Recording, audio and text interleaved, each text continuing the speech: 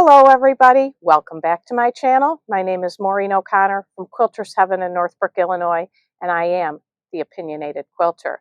Today's episode, number 136, is Foundation Paper Piecing. Let's make it easier. Stay tuned for the winner of last week's giveaway and the announcement of this week's giveaway. Let's get to foundation paper piecing. I loved my turkey. It's on my back door. I love seeing it. I did have a log cabin wreath that I pieced last year on that door, but it was a little large. So I decided I wanted to do another character like I did the turkey. So I decided to do Mary Hertel's gingerbread man. And here's the pattern. It's was a little too small, same as the ghost and the turkey. So I enlarged it and I sewed it together and realized it's the old read the directions. Because I was Miss Fancy Pants, I thought I didn't have to read the directions, but I failed to put the rickrack on the arms before I sewed it together. Well, you definitely want it on before you sew it together because you want the ends sewed in the seam so you don't see the ends. So I've since now figured out some stitches on the machine that I'm going to sew in here for decoration, and I'm going to sew some down here, but I haven't gotten to that yet. But I decided I still wanted to try the rickrack. But I thought about using the foundation paper piecing method for this particular pattern. If you look at this, this is just a square. You know, some people might call it a snowball. These are different size triangles on the side, but these are squares, rectangle. This is a rectangle, again, with the triangles on the four corners. And I said, do I really need to use the foundation paper piecing technique? Remember, in foundation paper piecing, we have a lot of waste. We also use your printer to copy the pattern onto paper, I should say. And I know a lot of people just use copier paper. I really like this vellum paper. You can hear it crinkle, but it's the vellum paper, and it's not cheap. We sell a package of 25 sheets for like about $21, $22. So that's almost $1 a sheet. So is there a way that I could do it with less waste and not use the printer and not use the expensive paper? Well, I did it. I have now, this is not quite as a little bit crooked for the playful look that the pattern was. But one thing that I found, let me put this back up. Give me 1 second. One thing I found was by not paper piecing, I was able to nest this seam down here. If you look at the pattern, and you may not be able to see this on the camera because it's so far away, but these pieces do not meet exactly, and they do not meet here exactly. And you can't nest the seams when you're foundation paper piecing because you press them in the order that you sew them on. So both of these are pressed in the same direction towards actually it's the cinnamon color towards the background. But when I did it myself with just regular piecing, I pressed one towards the cinnamon, one towards the white, and I was able to nest the seams perfectly. So this meets up absolutely perfectly. So these were the only ones that were ever so slightly hard to do, but they weren't really that hard. And I did them at the same time, putting one pattern piece, I should say, put the pattern piece in one direction and then have your fabric either right sides together or wrong sides together. And then you get the opposite pieces for a left and a right side. I hope that makes sense. If you've been doing sewing and anything that has non-symmetrical things, you oftentimes have left and right sides. And in this case, you did. And I had no problem piecing this. So I used less paper, not the vellum paper, and less waste. Now I'm going to switch out the board and show you an example of where no matter how big you make it, you're still going to need to do the foundation paper piecing. Here is a pattern from a website that has a lot of Harry Potter foundation paper piecing. And Kat, who works here, is making a baby quilt for a big Harry Potter fan. And of course, I don't know who half these characters are, but this owl's name is Hedwig. And this was supposed to be a 5-inch block. Well, I doubled the size to a 10-inch block. And I think you could make it a 20-inch block, and it still would not make sense to do it traditionally pieced. You've got all these tiny pieces. I mean, you look at this eye, this yellow part, that's 200% the size of the original pattern. So these tiny, tiny pieces, and look at how many of them there are. And this with the feathers here, you know, you've got lots of little narrow pieces. At 200% the size, this is less than a 1/4 inch.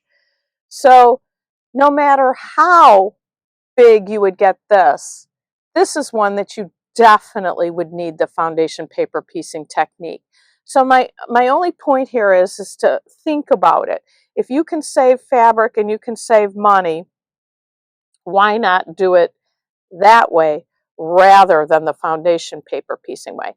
Plus, I have a lot of viewers and a lot of customers who struggle with the foundation paper piecing. And in a minute, I want to show you a tip that hopefully will help you. I do want to show these. I've showed these before. I think I did them last year. It might have been 2 years ago. But when I did these, I made pattern pieces. Now, when you're going to do as many of these as I did, as I gave to friends, daughters, store samples, I made a lot of these. So it makes sense to make a pattern and rough cut your pieces to the correct shapes so that when you, well, first of all, when you cut them, you make better efficient use of your fabric.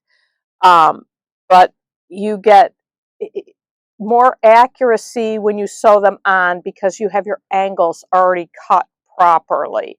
So you have less waste than when you sew them onto your piece. But when you're doing something like this that I did, I'm doing one. It's a one-off. I'm never going to do it again. Does it really make sense to make pattern pieces, to make one thing once? I don't think so. And it's a decision you personally have to decide what you want to do.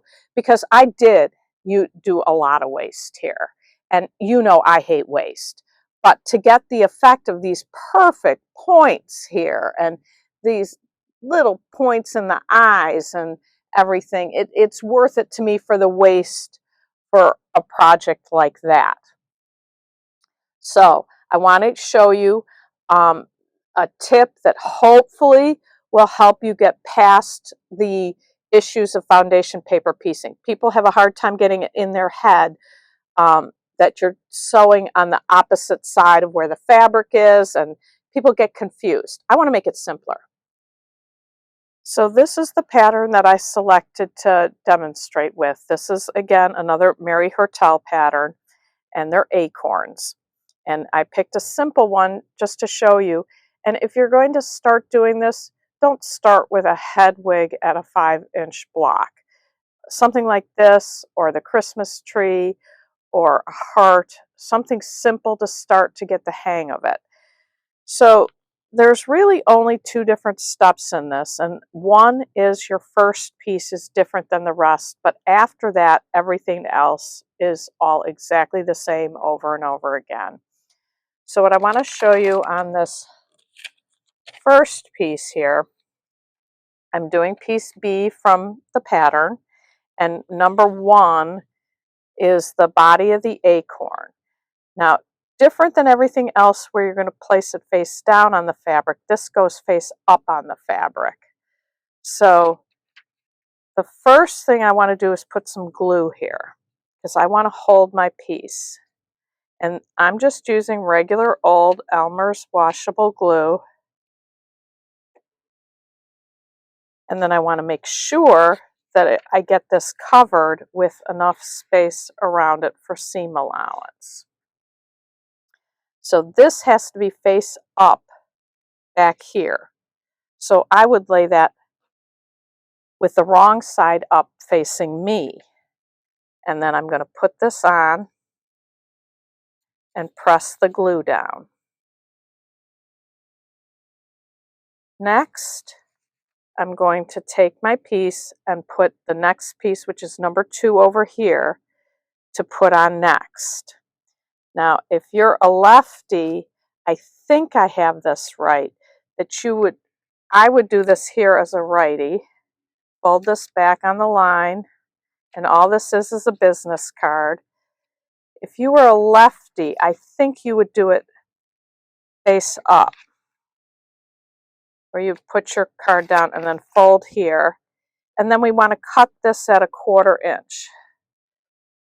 So if you were a lefty, you would cut here like this. But since I'm not a lefty, I'm going to go back to the righty position. I've pressed it back here. I lay my ruler here, and I like these smaller Creative Grids rulers. They have a good 1/4 inch mark all the way down here. I lay that on the side of the paper, and then I go ahead and cut it. Now, wherever you cut, that's where you're going to lay your next piece. So if you can get a system down so you don't get confused, you're now going to flip this over. That's where I cut it. So if you put the piece of fabric towards you, closer to you, and the piece you want to cover, that's number 2, up above, the next piece is my background piece. Now this, you can see, is way larger than I need, but that's the waist and foundation paper piecing. If I don't have this rough cut to the right shape, I don't want to have a huge big piece of fabric and then miss that little corner up there. I want to make sure I get the whole thing. So I'm going to lay this down on the fabric I just cut. Lay this together, and then assume that you're sewing at 1/4 inch, and just fold it up and make sure you're okay. So I definitely have a big enough piece that it's not going to be a problem. But if you've got something smaller, you might even put a pin in here this way and fold it up, make sure you got it covered. Then all I do is I go to the sewing machine and I sew from here to here, like it tells you to do. And then after that, I press. And then I go on and I do the same thing I just did. And I'm going to show you on this piece that I have 1, 2, and 3 on already, and I'm ready to put on number 4. So there they are. I'm ready to put on number 4, which is here, which is going to be this piece. And again, I'm going to use my business card to fold back this.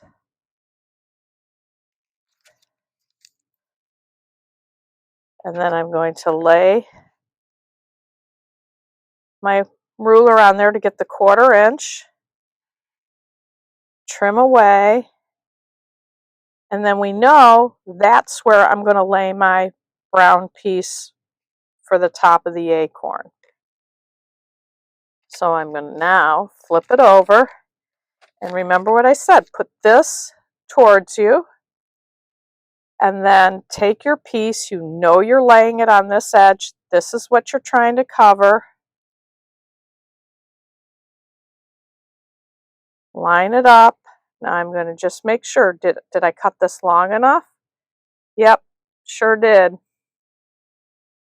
And then I would go to the sewing machine and I would sew from here to here, and then go ahead and press. And I would continue on where this one says the next one here is 5. So I would fold this back, and you just keep on doing that same thing over and over again. And if you keep yourself organized and do it in the same fashion each time, I think you won't get thrown off as much by the things being opposite. So I hope this helps. I would never do a whole Judy Niemeyer quilt, but boy, when you need it, it's a good technique to have in your basket of tricks. Okay, let's get to the giveaways. The winner of the Rapture 2 giveaway is Karen Whitley, 7211. Please email me at quiltersheaveninc@gmail.com with your mailing address so I can get that bundle of fabric out to you. Now, the next one, I said a couple weeks ago that we had a few unclaimed piece tops, and that if people didn't claim them, I'm going to put them in again, and this is one of them. This is called Amaryllis. It's from Fast Fusible Flower Quilts by Nancy Mahoney.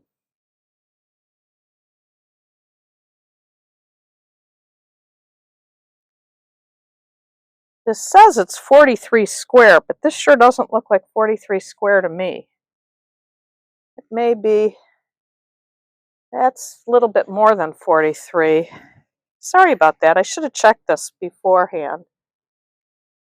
Yeah, no, this is 52. Yeah, 52 by 43, call it. But if you would like to win this top and finish it, give it some love, there's nothing wrong with it. It's just I have too many tops to finish that I'm just never going to get to them all. You know what to do. You need to like this video, you need to comment, and you need to subscribe to my channel. And in the comment, put Amaryllis, and you will be entered to win. I sure hope you enjoyed this video. If you got something out of it, please tell your friends to watch. And until next time, happy sewing.